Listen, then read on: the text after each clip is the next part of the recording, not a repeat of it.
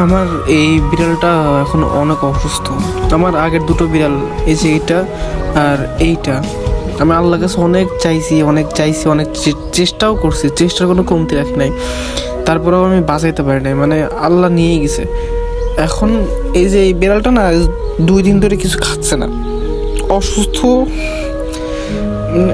আমি কথা বলতে পারতেছে না, ও অসুস্থ, মানে খাওয়া দাওয়া ছেড়ে দিয়েছে।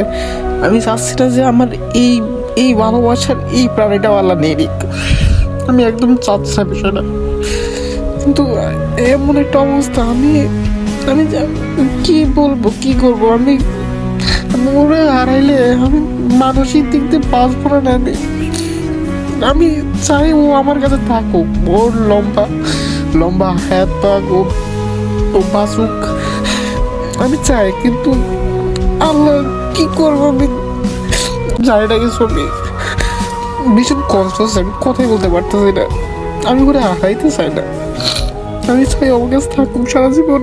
আমি দিন 24 ঘন্টার বলতে পারেন 20 ঘন্টাই ওর সাথে কাটাই, ও ছাড়া আমার মানে বোঝার মতো, বলার মতো, সময় কাটানোর মতো মানে কেউই নাই, এমন একটা অবস্থা। ওরে আড়াইলে যে আমার যে কী হবে, আমি আমি শারীরিকভাবে বেঁচে থাকলেও মানসিকভাবে মনে হয় বাঁচতে পারবো না।